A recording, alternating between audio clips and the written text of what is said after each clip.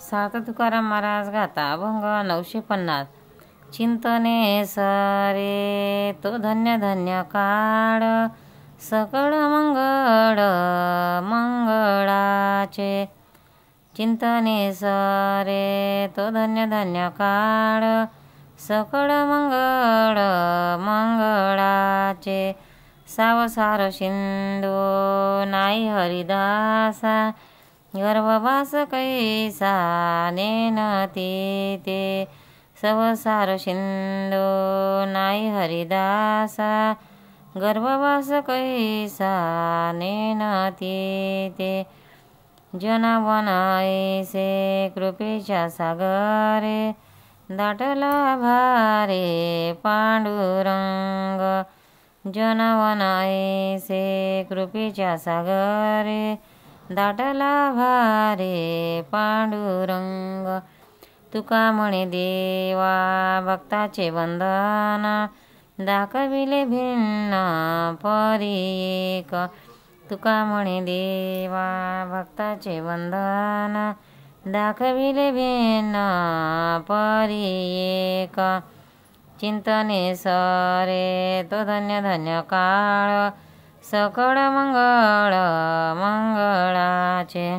अर्थ महाराज भक्ती मार्गाबद्दल या अभंगात म्हणतात की हरीच्या चिंतनात जो काळ जातो तो सर्वात शुभ काळ होय। हरिदासांना संसार सिंधू अस्तित्वातच नाही, म्हणून ते गर्भवासाचे दुःख जाणत नाही। त्यांच्या दृष्टीने पांडुरंगाच्या स्वरूपानेच जन आणि वन भरलेले असते, म्हणून पांडुरंगही त्यांचा आभारीच आहे। देव हा भक्तरूपी पाशामध्ये बद्ध झाला आहे, ते वस्तुतः एकच आहे, पण देव आणि भक्त असा वेगळेपणाचा व्यवहार त्यांनी लिहिला दाखवला आहे। सात तुकाराम महाराज गाता अभंग 951। मोक्षाचे आम्हाशी नाही अवघड, तो असे अवघड गाठोडीस। मोक्षाचे आम्हाशी नाही अवघड, तो असे उघड गाठोडीस।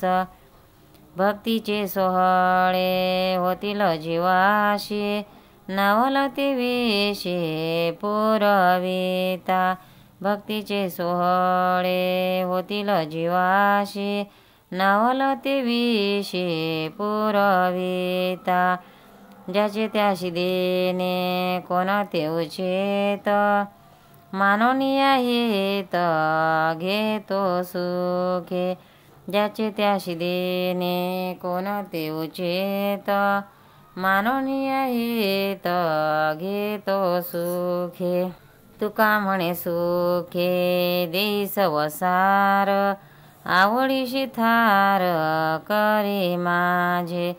तुका म्हणे सुखे देई संसार, आवडीशी थार करी माझे। मोक्षाचे आम्हाशी नाही अवघड, तो असे उघड गाठोडीस। अर्थ महाराज मोक्ष आणि भक्ती याविषयी फार महत्त्वाचे वास्तव्य या अभंगात सांगत आहे। मोक्ष प्राप्त करणे हे आम्हाला कठीण वाटत नाही। मोक्ष हा आमच्या गाठोड्यातच आहे, अर्थात तो नित्य प्राप्त आहे। हे देवा भक्तीचे सुख जीवाला भोगावयास मिळेल, पण ते तुम्ही पुरविले तरच खरे, कारण मोक्ष हे आमचेच स्वरूप आहे। तो आम्हाला देण्यात तुझा काय पुरुषार्थ आहे, पण आम्ही त्यात आमचे हित मानून घेतो।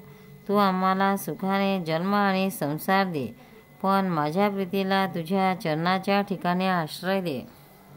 पंढरीनाथ महाराज की जय, तुकाराम महाराज की जय।